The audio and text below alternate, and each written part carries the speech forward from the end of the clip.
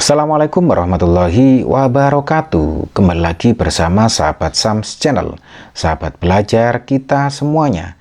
Pada kesempatan ini kita akan kembali membahas soal-soal asesmen sumatif akhir jenjang sekolah dasar, tentunya pada kelas 6 mata pelajaran ilmu pengetahuan alam dan sosial bagian kedua.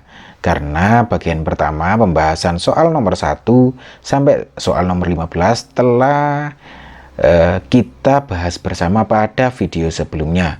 Oleh karena itu, bagi kalian yang belum menyaksikan video sebelumnya, kalian bisa menyaksikannya pada video yang terdapat pada link di deskripsi video ini.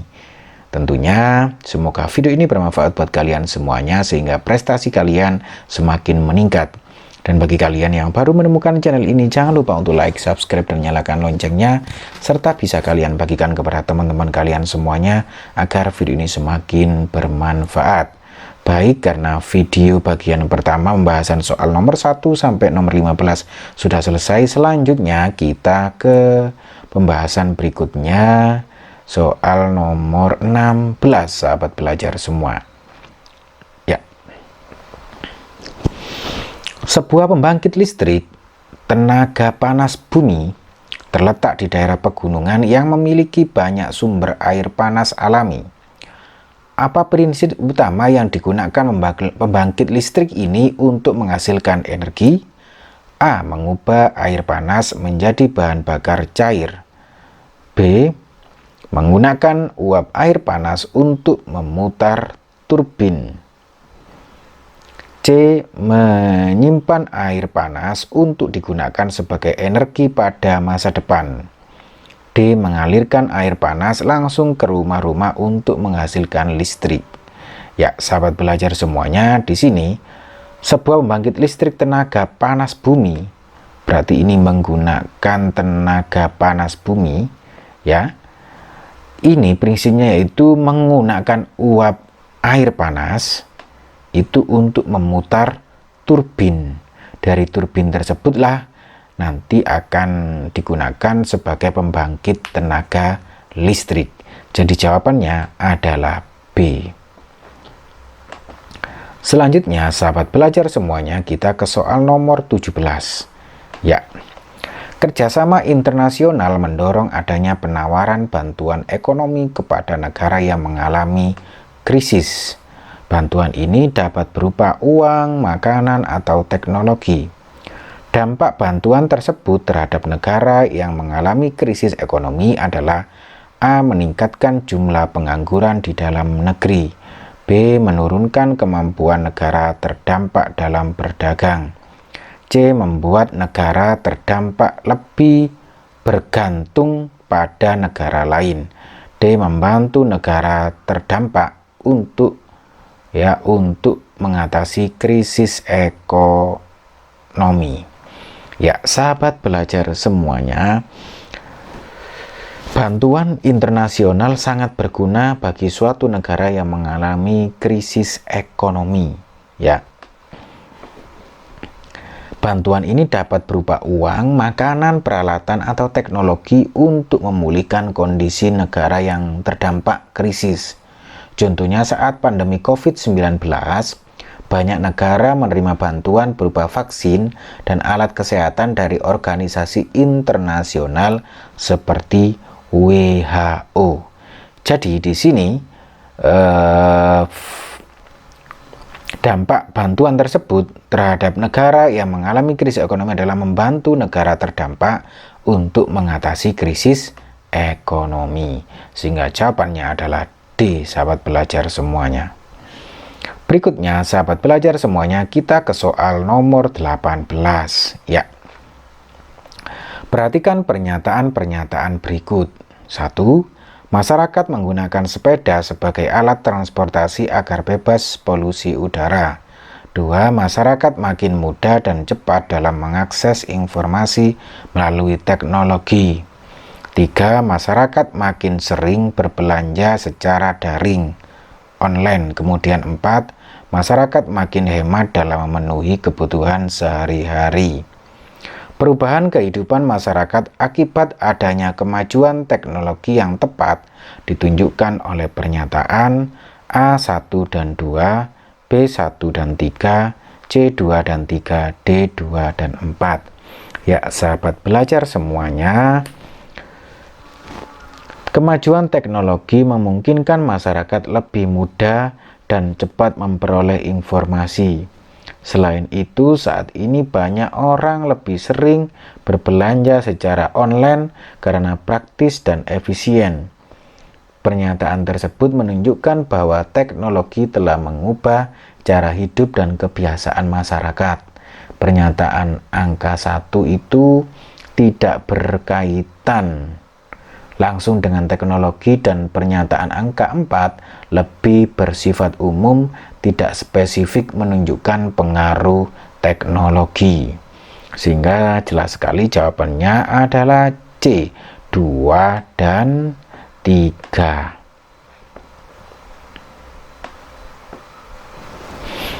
Baik, berikutnya sahabat belajar semuanya, kita ke soal nomor 19.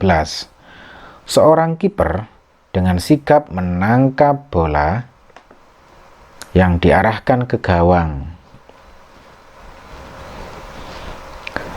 Gerakan tersebut merupakan bentuk kerjasama sistem gerak dan sistem saraf. Bentuk kerjasama dari kedua sistem tersebut yang benar adalah A. Sel saraf sensorik menghantarkan impuls ke sel otot tangan sehingga tangan dapat bergerak. B. Sel saraf motorik mengantarkan impuls dari reseptor menuju otak sehingga otak dapat memerintahkan tangan untuk bergerak. C. Sel saraf motorik mengantarkan impuls dari otak ke sel otot tangan sehingga tangan bergerak menangkap bola. D. Sel saraf sensorik mengantarkan impuls ke sel saraf motorik sehingga tangan dapat menangkap bola dengan sigap. Ya, sahabat belajar semuanya, perlu kalian ketahui bersama bahwa perjalanan impuls pada gerak itu dari reseptor menuju saraf sensorik, kemudian ke otak, selanjutnya dari otak ke saraf motorik, selanjutnya ke efektor. Jadi di sini yang tepat adalah yang C, sahabat belajar semua, bahwa sel saraf motorik menghantarkan impuls dari otak ke sel otot tangan sehingga tangan bergerak menangkap bola. Jadi jawabannya adalah C, sahabat belajar semua. Selanjutnya, sahabat belajar semua, kita ke soal nomor 20. Ya, perhatikan gambar berikut. Berdasarkan gambar, masyarakat di pesisir melakukan kegiatan ekonomi di sektor tersebut karena A. Laut menyediakan sumber daya ikan yang melimpah bagi masyarakat. B. Masyarakat pesisir lebih senang menangkap ikan daripada bertani. C. Nelayan dan petani dapat melakukan kegiatan ekonomi yang sama. D. Laut tidak memengaruhi kegiatan ekonomi masyarakat pesisir.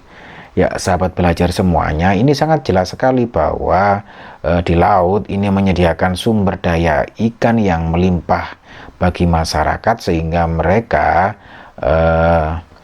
kegiatan ekonominya yaitu perikanan. Sehingga jawaban yang tepat adalah A, sahabat belajar semuanya. Selanjutnya kita ke soal nomor 21. Ya, perhatikan perjalanan sinar pada mata berikut. Gambar tersebut menunjukkan terjadi gangguan pada mata. Jenis gangguan yang dimaksud beserta upaya pencegahan yang tepat adalah A. Astigmatisme. Upaya pencegahannya tidak membaca dengan posisi miring. B. Miopia. Melihat layar gawai tidak terlalu lama dan tidak terlalu dekat. Ini pencegahannya. Sedangkan yang C. Hipermetropia. Tidak melakukan kebiasaan membaca sambil tiduran, itu pencegahannya. Yang D. Presbiopia. Cara pencegahannya mengkonsumsi makanan yang mengandung banyak vitamin A. Ya, sahabat belajar semuanya, di sini jawaban yang benar adalah yang B, sahabat belajar semua. Karena apa? Karena di sini gambar ini menunjukkan gangguan pada mata yang disebut rabun jauh, miopi. Rabun jauh itu merupakan gangguan mata yang menyebabkan penderita tidak dapat melihat benda yang jaraknya jauh secara jelas. Gangguan ini terjadi karena bayangan benda jatuh di depan bintik kuning. Nah, ini.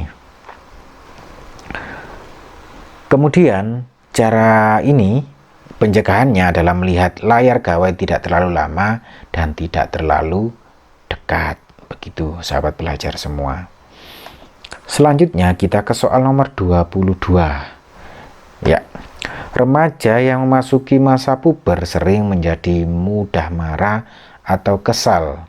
Perilaku tersebut terjadi karena A. Tidak ada yang mau bermain dengannya, B. Perubahan hormon di dalam tubuh, C. Tidak menyukai teman-temannya, D. Kurang tidur setiap hari. Ya, sahabat belajar semuanya, jelas sekali di sini jawabannya adalah B.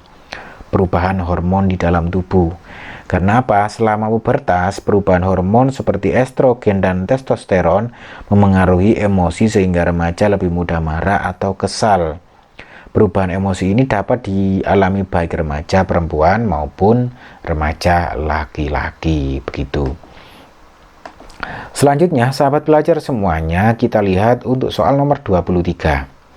Perhatikan tokoh berikut. Nah, ini nampaknya gambar dari Christopher Columbus. Ya, rute yang dilalui tokoh pada gambar dalam penjelajahan samudra bangsa Spanyol adalah A. Tanjung Harapan, Malaka, Kepulauan Maluku, B. Tanjung Harapan, Calicut, Kepulauan Maluku, C. Kepulauan Kanari, Kepulauan Bahama, Haiti, kemudian D. Kepulauan Kanari, Calicut, Malaka.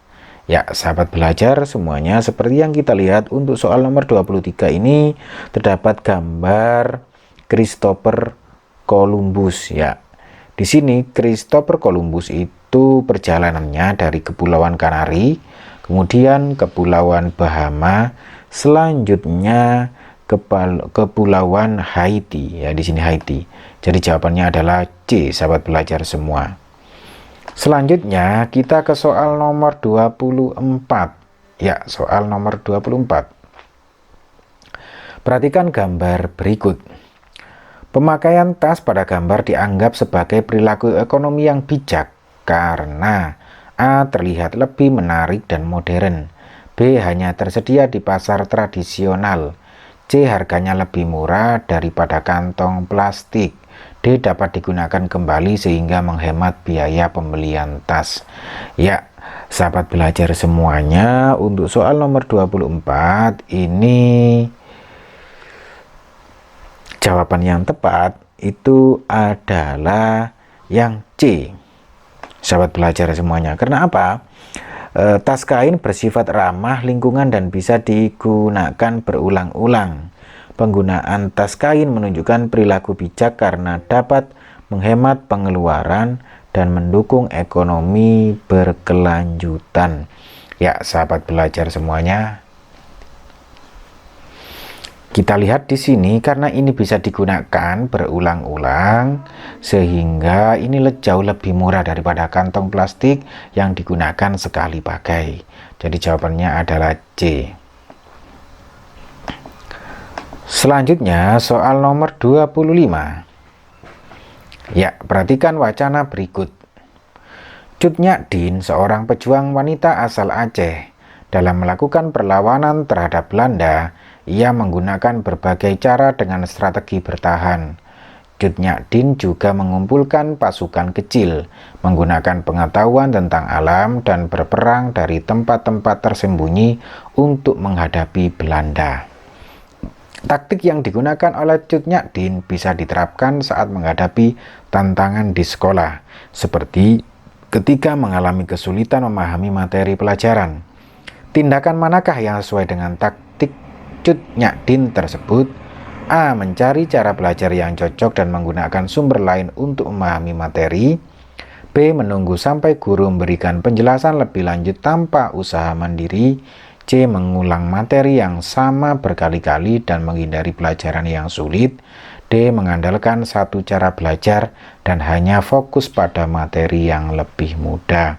Ya, sahabat belajar semuanya, taktik Cut Nyak Dien di sini kan menggunakan berbagai cara dengan strategi bertahan. Nah, kita lihat di sini yang benar adalah yang A, sahabat belajar semua, mencari cara belajar yang cocok dan menggunakan sumber lain untuk memahami materi. Karena apa? Kita kiaskan dengan cara Cut Nyak Dien menggunakan cara perlawanan yang cocok pada saat itu, yaitu kondisi alam, kondisi waktu itu waktu perang ya. Jadi di sini menggunakan strategi bertahan dan di sini mencari cara belajar yang cocok. Nah, ini. Baik, berikutnya sahabat belajar semuanya, kita ke soal nomor 26. Ya. Budi akan naik pesawat dari Tokyo 136 derajat bujur timur menuju Jakarta 106 derajat bujur timur. Jika waktu keberangkatan pesawat di Tokyo menunjukkan pukul 15, waktu di Jakarta pada saat yang sama menunjukkan pukul A 17 WIB, B 14 WIB, C 13 WIB, 12 WIB untuk D. Ya, sahabat belajar semuanya, di sini Budi akan melakukan perjalanan dari Tokyo menuju Jakarta, yang mana di situ keberangkatannya jam 15. Ya, perbedaan waktu antara Tokyo dan Jakarta itu adalah 2 jam karena berbeda 30 derajat. Tokyo lebih awal 2 jam karena berada di lebih ke timur, jadi waktu di Jakarta menunjukkan pukul 13 saat di Tokyo jam 15.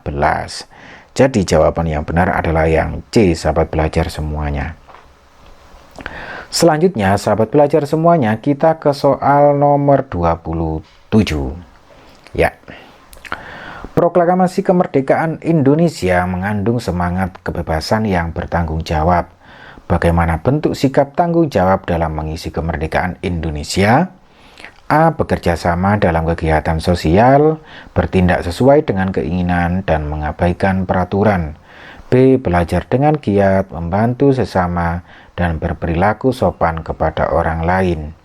C. Berperilaku sopan, menolak perbedaan pendapat, dan menjaga ketertiban. D. Berkelakuan baik, mematuhi peraturan, dan fokus pada diri sendiri.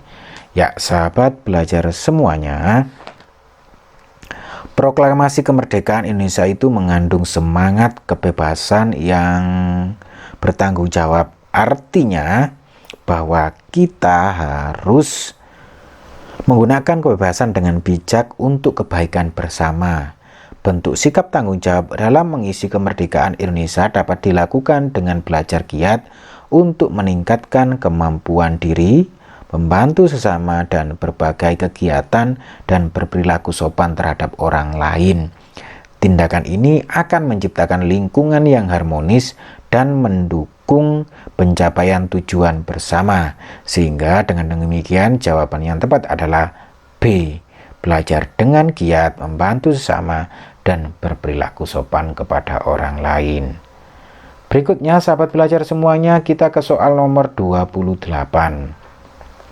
Ya, salah satu fungsi darah untuk menyuplai oksigen ke seluruh bagian tubuh. Darah mengalir melalui pembuluh darah sehingga oksigen dapat diedarkan ke semua bagian tubuh. Oleh karena itu, untuk menjaga peredaran darah tetap lancar, kita tidak boleh terlalu banyak mengonsumsi makanan yang mengandung A. Lemak karena kolesterol dapat menyumbat pembuluh darah. B. Zat besi karena dapat meningkatkan produksi sel darah merah. C. Fluor karena dapat menurunkan produksi sel darah merah. D. Fosfor karena dapat memperkecil ukuran pembuluh darah. Ya, sahabat belajar semuanya, pembuluh darah ya dapat mengalami penyumbatan atau penyempitan akibat adanya penumpukan plak di dinding arteri. Plak yang menyebabkan penyempitan pembuluh darah tersebut dapat berupa kolesterol, kalsium, atau zat dalam darah. Oleh karena itu, untuk memperlancar mekanisme peredaran darah dalam pembuluh darah, kita tidak dianjurkan terlalu banyak mengonsumsi makanan yang mengandung lemak atau kolesterol. Penyakit yang ditandai dengan penyempitan pembuluh darah arteri disebut dengan aterosklerosis. Ya. Oleh karena itu, di sini jawaban yang tepat adalah kita tidak boleh terlalu banyak mengonsumsi makanan yang mengandung lemak karena kolesterol dapat menyumbat pembuluh darah. Jadi jawabannya adalah A, sahabat belajar semuanya. Selanjutnya, sahabat belajar semua, kita ke soal nomor 29. Pak Arif tinggal di daerah pesisir, sedangkan Pak Dwi tinggal di daerah pegunungan. Tabel berikut menunjukkan dampak budaya maritim dan agraris terhadap kehidupan Pak Arif dan Pak Dwi. Dari sisi aspek sumber penghasilan, budaya maritim Pak Arif itu laut. Kemudian budaya Pak agraris, Pak Dwi itu darat, pertanian. Kegiatan utama menangkap ikan dan berdagang hasil laut, sedangkan Pak Dwi bertani dan mengelola ladang. Untuk dampak lingkungan, Pak Dwi pengaruh terhadap ekosistem laut, kalau Pak Dwi pengaruh terhadap tanah dan tanaman. Pernyataan yang tepat berdasarkan tabel tersebut adalah A. Pak Arif menggantungkan hidup pada hasil laut, sedangkan Pak Dwi menggantungkan hidup pada hasil pertanian. B. Pak Arif berfokus pada pertanian, sedangkan Pak Dwi berfokus pada perikanan. C. Pak Arif dan Pak Dwi menggantungkan hidup pada hasil pertanian.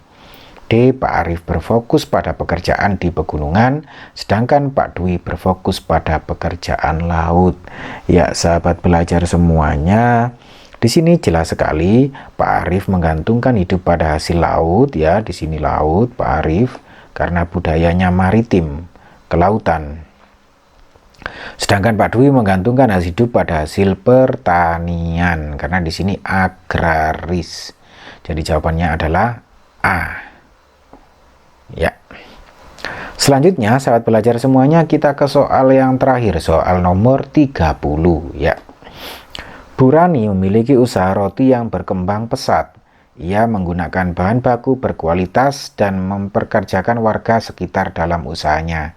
Ia sering memberikan diskon kepada pelanggan dan mendonasikan roti ke panti asuhan.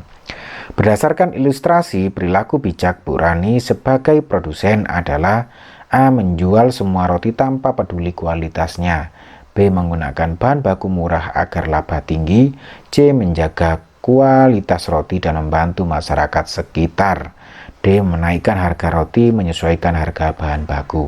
Ya, sahabat belajar semuanya, jelas sekali jawabannya adalah C, ya.